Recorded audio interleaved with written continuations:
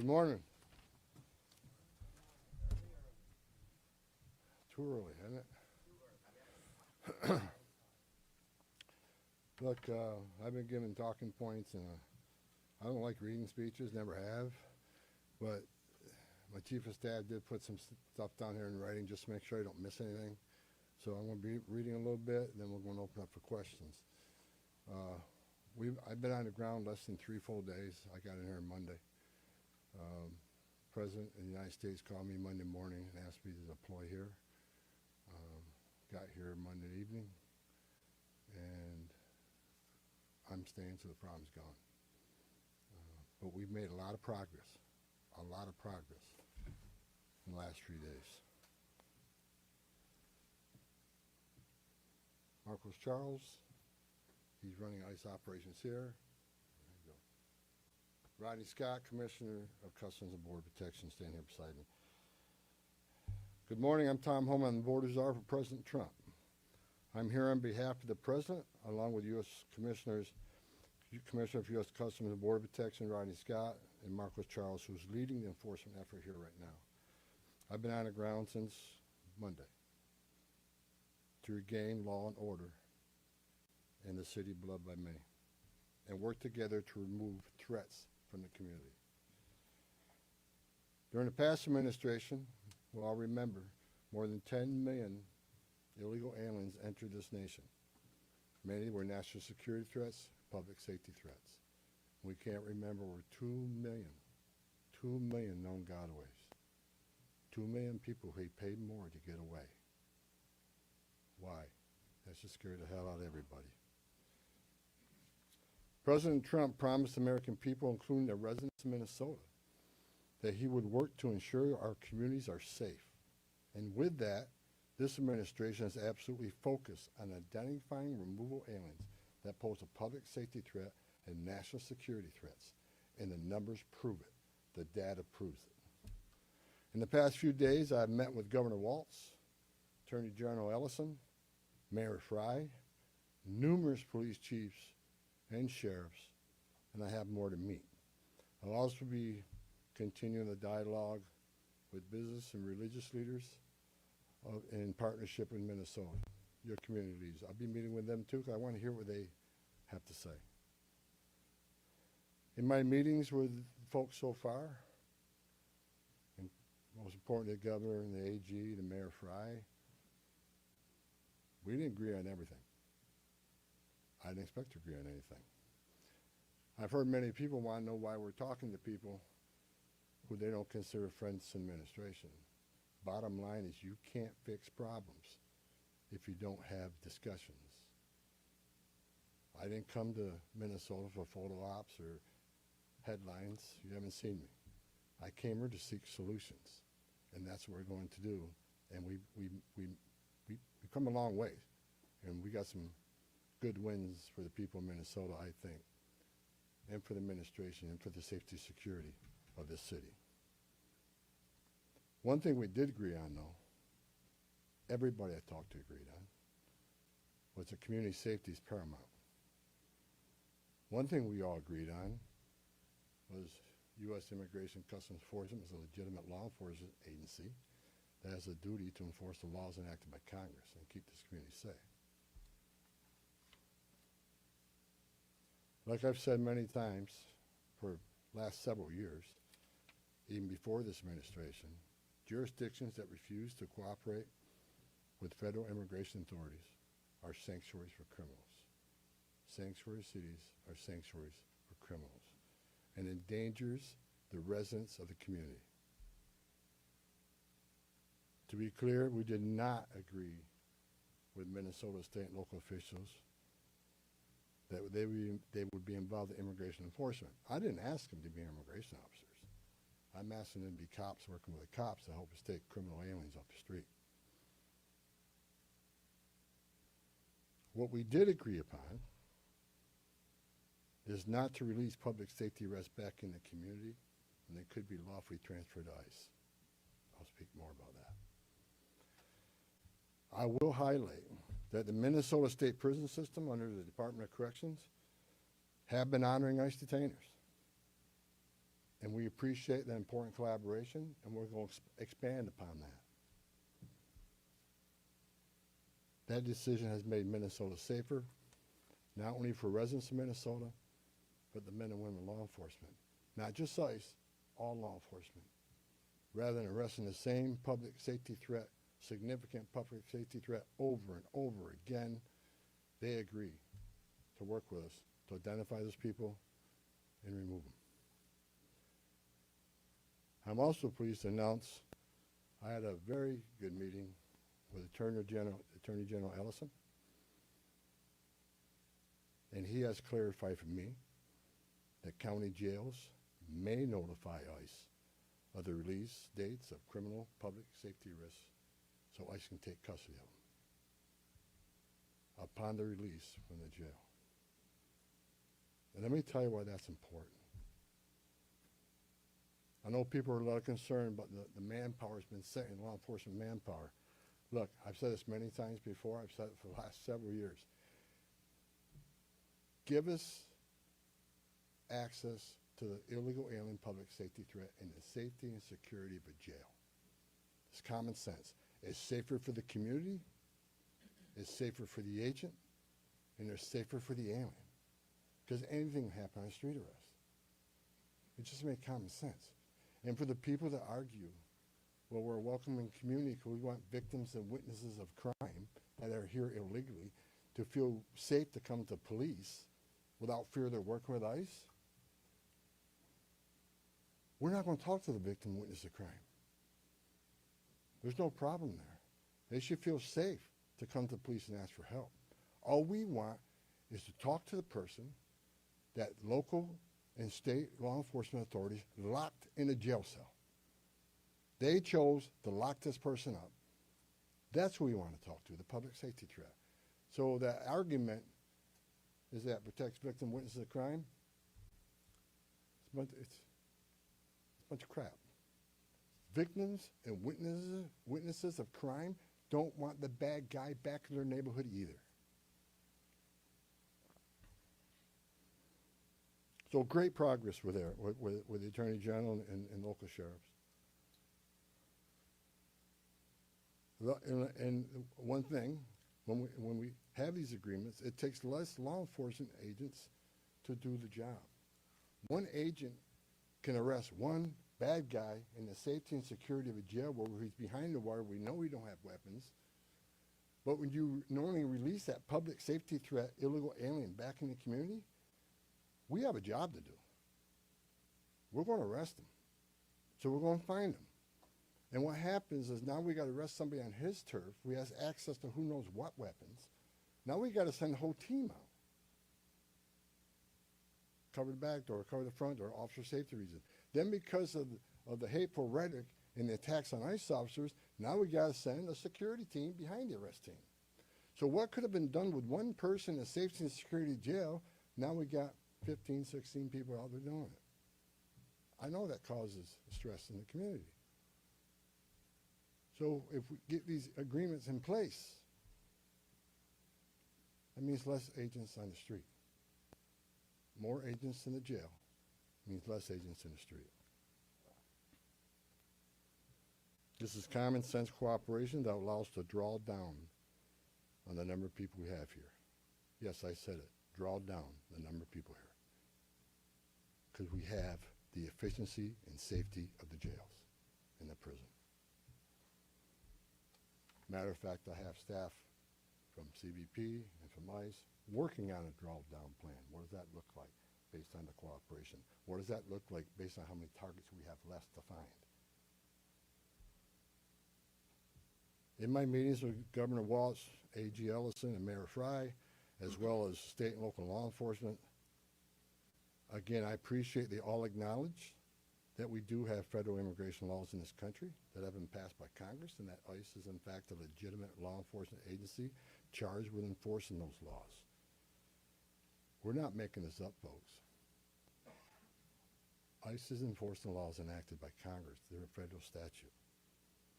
That said, I'm not here because the federal government has carried this mission out perfectly. First thing I said to senior staff when I walked in here, That's what I told you earlier. I didn't come here looking for photo ops or headlines. I come here looking for solutions. I do not want to hear that everything's been done here has been perfect. Nothing's ever perfect, and anything can be improved on. And what we've been working on is making this operation safer, more efficient, by the book. The mission is going to improve because of the changes we're making internally. No agency or organization is perfect. And President Trump and I, along with others in the administration, have recognized that certain improvements could and should be made. That's exactly what I'm doing here. As such, in meetings I've had with federal law enforcement managers, including ICE and CBP and other federal partners, as well as state and local officials, I have conveyed the President's expectations with regard to federal immigration enforcement efforts. We will conduct targeted enforcement operations. Targeted. What we've done for decades. When we hit the streets, we know exactly who we're looking for. Good idea where we may find them. You have a criminal history. You have their immigration history. A lot of information about this person that we get from numerous databases out there. Targeted, strategic enforcement operations. That's traditionally been the case, and that's where we're going. That's what we're going to continue to do and improve upon that. With a prioritization on public safety threats. I want to be clear. I don't read a lot of social media. I don't read a lot of media. I don't believe half what I see. We are not surrendering the President's mission on immigration enforcement. Let's make that clear. Prioritization of criminal aliens doesn't mean that we forget about everybody else. That's just simply ridiculous. But when you have a criminal standing here and a non-criminal standing there, that criminal always should be targeted first because he's a significant concern to the safety and security of the community. By and large, for decades, ICE and CBP have carried out their duties with integrity, professionalism, and compassion. That remains the expectation under President Trump, and I will, hold our agents and officers to that standard. I'm almost done, then Tom can be Tom. As far as the agitators, that said, I want to reiterate and make very clear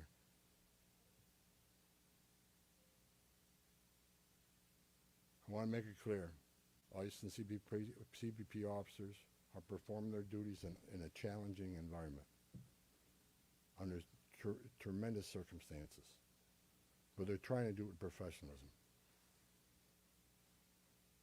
If they don't, they'll be dealt with.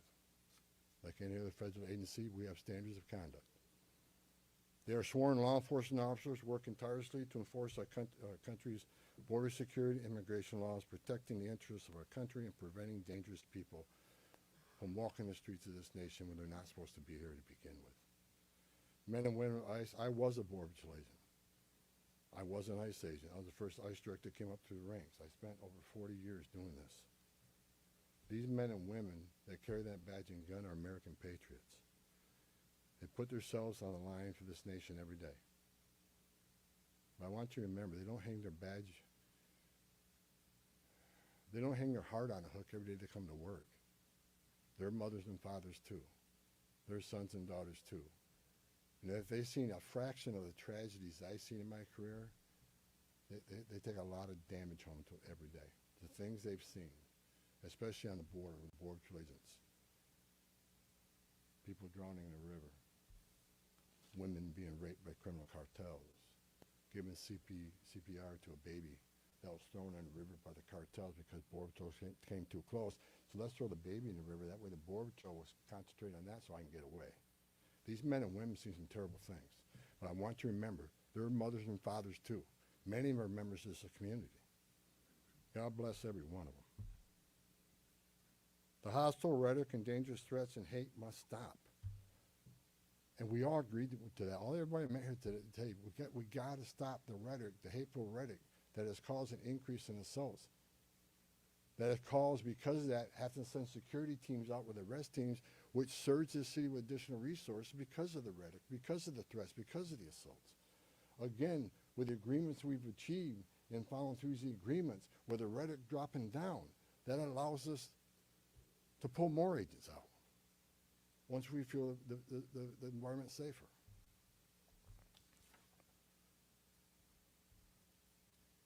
I begged for the last 2 months on TV for the rhetoric to stop. I said in March, if the rhetoric didn't stop, there's going to be bloodshed. And there has been. I wish I wasn't right. I don't want to see anybody die. Not officers, not members of the community, and not the targets of our operations.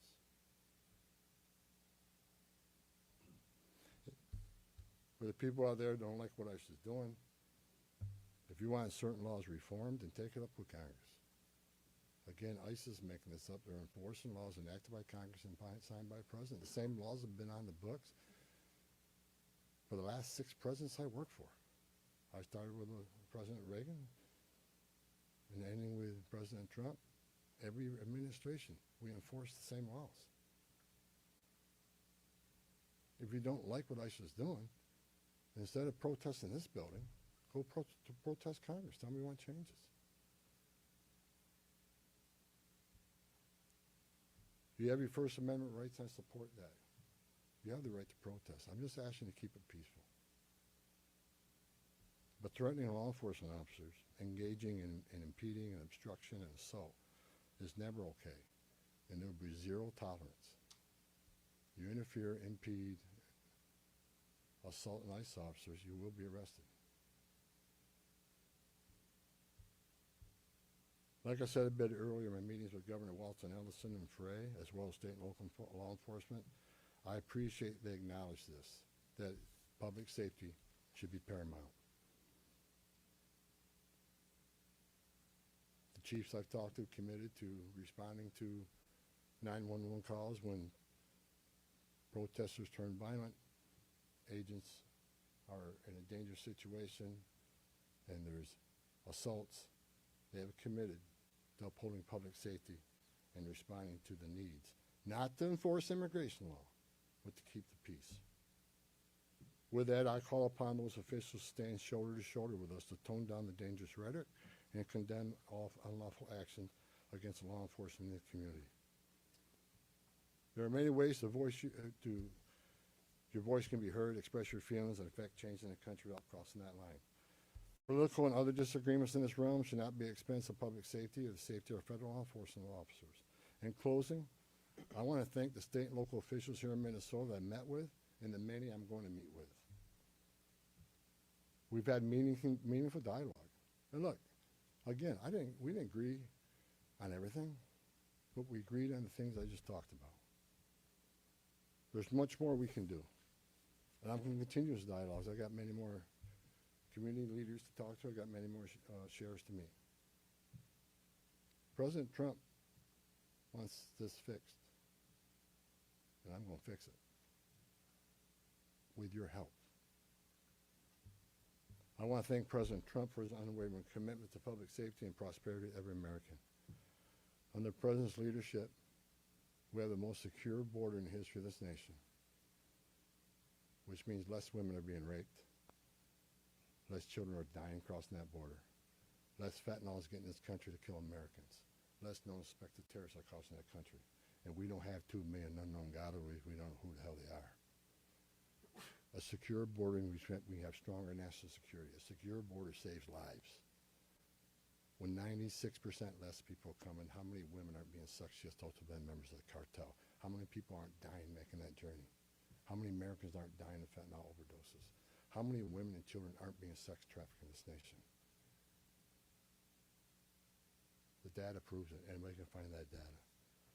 So God bless this great nation. God bless Minnesota. We can do better. And I thank your local and state leaders meeting with me. We made some significant gains, significant coordination and cooperation and you're going to see some massive changes occurring here in this city. Thank you. Mr. Rules of Engagement Hold are. on, right here.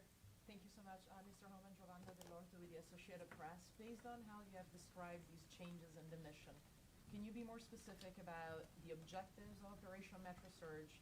If what you have described changes the parameters for interior enforcement only in Minnesota or also in Maine and other places?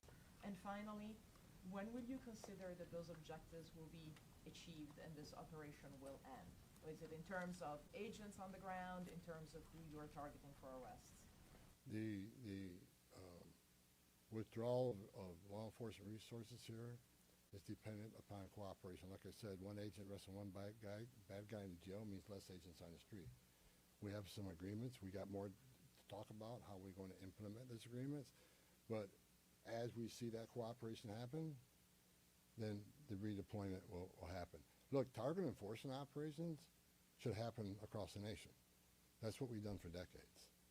And with target enforcement operations, I've done many of them. It just makes it safer for everybody. When we know exactly what we're looking for, what is his criminal history, what is his immigration history, where's he live, is he in an apartment complex versus a house, has he got a known record for having weapons, it's safer for everybody. Then we know what type of resources we need to go. And, you know, it just makes this operation cleaner, more efficient, and it's proven less violence when we know exactly what we're getting into and we can take the necessary precautions to keep everybody safe. You know, some of the operations that I've been involved in, we know there's children in the house based on surveillance. So we know you got to be a little bit different when you go in that house because there's going to be children present. So target enforcement operations, the way we've always done it, I think we got away from a little bit. And we're going to make sure we do target enforcement operations. And look, and I will say it again, you know, we are not surrendering our mission at all. We're just doing it smarter. Right here. Shimon Prokopez from CNN. Mr. Homan, how did we get here in terms of you had Greg Bovino, who was the face of this immigration operation, the mission, as you say, to having border patrol agents in the interior of this country, stopping U.S. citizens, asking them for ID, creating this fear in places like Chicago and now here. And then finally, it took really the death of Alex Petty for us to get here. How did that happen? Who made the decisions to allow this kind of operation to proceed in this way and to create such fear? Well, look, the Border Patrol, last 4 years under Joe Biden, we had an open border where 10, 12,000 people a day are coming across the border. Border Patrol got overwhelmed, which means we sent thousands of ICE agents down there to help deal with that humanitarian crisis, to help secure the border. Now we have millions of people released in this nation, many unvetted. Now we got to find them. Before the big, beautiful bill, we had a total just under 5,000 deportation officers to look for millions of people, many in public safety threats. So yes, we needed Border Patrol to come and help on our mission now. And reason for the massive deployment is because of the threats, because of the violence. Our officers need to be protected. If I'm on an operation, an arrest team, I'm going to a house, I got to be busy with that guy, the dangerous guy, and I can't keep looking over my shoulder at what's happening outside the house. So we brought extra resources in to provide that security. And as I said, as we drill down on these great agreements we got and this great understanding we have means less. So we can draw down those resources. When the violence decreases, we can draw down those resources. But based on the discussions I've had with the governor and the AG, we can start drawing down those resources as far as those looking for public safety threats being released, and do it in the jail with much less people. So the drawdown is going to happen based on these agreements. But the drawdown can happen even more if the hateful rhetoric and the impediment and interference will stop. So Border Patrol, I was a Border Patrol agent. These men and women are patriots. God bless them. They're here to help us. And the drawdown will come soon depending on when this actually, I see this in play. But the agreements to have a loan is going to cause a significant drawdown. So you're going to see a drawdown. Just on a personal, Go ahead, Ben. you've been doing this Ben, for go 40 ahead. years. Just a Tom Homan. follow-up. Ben, go ahead. No, no. First off, Ben Burkbaum, Real America's Voice News. On behalf of the American people, I just want to say thank you to you and to all of the agents that are putting their lives on the line to go after the people that were allowed in the last administration. We watched that happen in the media, the honest media, covered up by many of the media that are behind me. We want to say thank you, and to all the men and women that are out there. Can you talk to us about what's being done with the leadership on these signal chats, on these WhatsApp chats that are organizing the attacks against you, the obstruction against you? Are we going to be arresting those individuals as well? And to the folks out there in America that voted for this, that want mass deportations because they saw a mass invasion under Joe Biden, what would you say to them? How are we going to get to that point? Well, first of all, about the organization and the funding of the attacks on ICE. I'm not going to answer a lot about that because I'm not going to show our hand, but they'll be held accountable. Justice is coming. Again, we got to all remember why the question from CNN, why are we here? What started this? 4 years of an open border where millions of people are let in this country unvetted. Remember, let's not forget, for 4 years we were told the border's secure. 4 years we were told the border's secure. And we all knew it wasn't.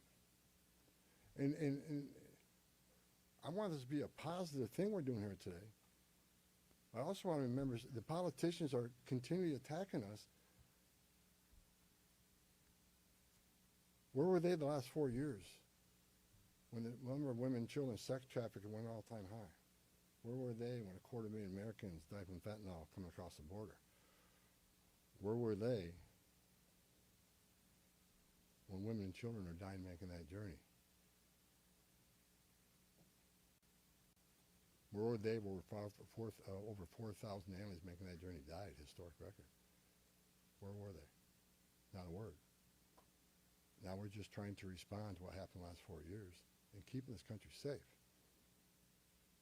And we're arresting a lot of public safety threats, take them off the streets, which make this country safer. President Trump promised to make this country safe again, and that's what we're doing. But my 2.5 days up here, we made a lot of progress. I think everybody agrees on the criminal and public safety threats. They agree it's much safer and easier to arrest an alien in a facility than send a whole team out in the field that's going to draw anger, because now we got to send a bunch of people to do something that could have been done by 1 or 2 people. And I've said this for years. I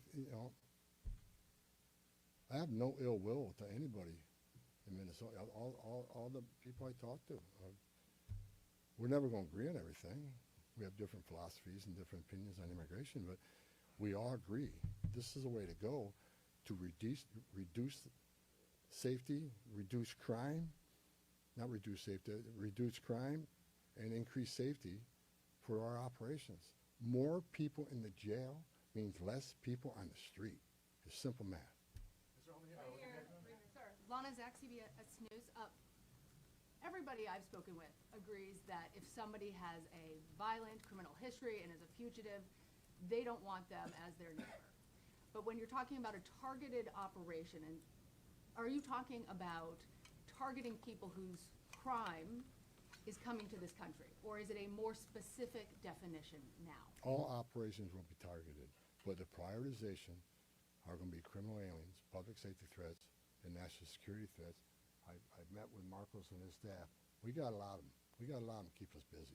So that would be our focus. So that is enough that's what, there is not going to be a focus on people who have no other crimes except for their status. If you're in the country illegally, you're never off the table. But prioritization doesn't mean but you forget about everybody. So let me say this. If the message we send is you can enter this country illegally, it's a crime, don't worry about it. You can have your due process, show up in court, not show up in court, get ordered removed, don't worry about it. Unless you commit a serious crime, you're good to go. If that's the message we send to the world, you're never going to fix this problem. The most vulnerable people in the world will make that dangerous journey like they did under the Joe Biden administration. Over 4,000 aliens died making that journey. And it's, again, a significant increase in sex trafficking, because when they did that and opened those borders up saying, we're not going to detain you, we're going to give you free health care, we're going to fly you to the city of your choice, put you in a free hotel room, give you 3 meals a day, and give you work authorization, we're just going to bring you in. And when they did that, they sent a message to the whole world, you can come and do this.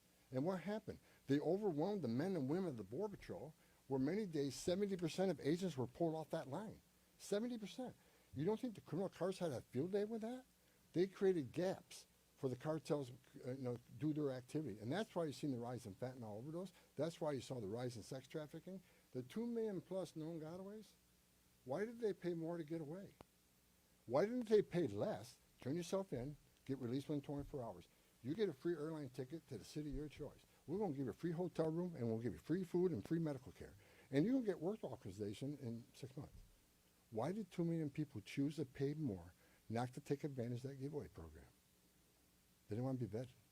They didn't want to be fingerprinted. That scares the hell out of me, and it does still. The Trump administration with ICE and Secretary Noem and Marco Rubio and the intelligence community, Tulsi Gabbard, we're all working together to try to identify who these people are. And we've already found many of them, but it's hard work to do. But there are national security threats walking this nation because of the last administration. And they are one of our main priorities, too. Thank you. Can you please be specific about how many ICE and how many Border Patrol agents are currently operating in the state? I think we're near 3,000. There's been some rotations. Another thing I witnessed when I came here, I'll share this with you. I met with a lot of people, a lot of the agents. They've been in theater. Some of these people have been in theater for 8 months. So there's going to be rotations of personnel. Hopefully less now that we have some agreements. Maybe we can make it more efficient and safe. But they've been in theater a long time. And so, there's rotations happen all the time to get people out here and go home, get some rest and see their families. Day after day, can't eat in restaurants, day after day, having people spit on you and blow whistles at you, day after day, having all these threats at you, day after day, having people trying to interfere with you, day after day. They're human. So, we've got to rotate these people, and we've already rotated some, but my main focus now is drawdown based upon the great conversations I've had with your state and local leaders. Again, I'm not a fool. I'm not walking away without seeing this put in place, but I take the word of the people I met with. I think they're honest, and I think they're good brokers, that they want public safety protected, and they also want what's happening in the city to go away. And that's my goal. Last question in the back. Mueller Newsmax. The new video of Alex Preddy is now circulating. Your reaction to that, and do you think law enforcement could have played a role if, let's say, Minneapolis police were able to respond to that? Have those top law enforcement officials said they'll help or do anything to help these agents who are out here? I'm not going to comment on any of these shootings. I said from day one, I said on any of these shootings, as a career law enforcement officer, we'll let the investigation roll out, let the investigation play out, and let it go where it goes. I'm not going to come out and make any comments that I think is right, wrong. Do I have an opinion? Yeah. My personal opinion, but I'm not going to share that with you. I'm going to tell you, let the investigation play out and see where it goes. But again, the president, one of the words he said to me when I came up here, he said he didn't want to see anybody die. The less interference, the less rhetoric, the less, I have buried Border Patrol agents and I've buried ICE agents throughout my career, and the saddest thing I ever done is hand a folded flag to a wife or a child. I don't want to see anybody die, even the people we're looking for. I don't want to see anybody die. And despite what people think of Tom Homan, I say a prayer every night that everybody goes home safe. This isn't good. But I think my conversations the last 2.5 days are leading us to a safer community. Letting ICE officers operate in the safety and security of a jail more than on the street. I think anybody here with common sense would say it's safer to arrest a public safety threat and the safety and security of a jail. And let me tell you, what is that going to result in? Less collateral arrests. When we go find that bad guy, when we find that bad guy, many times it's with others. Well, guess what? They're in the country illegally. We're going to force immigration law. They're coming too. You want less collateral arrest? Less in the jail. But we're going to force immigration law. For the people to say we're here to surrender our authority and the mission of enforcing immigration law, you are wrong. We're going to do target enforcement operations, and we're going to prioritize the public safety threats and national security threats. That is what we're here to do. Sir, no more. Engage-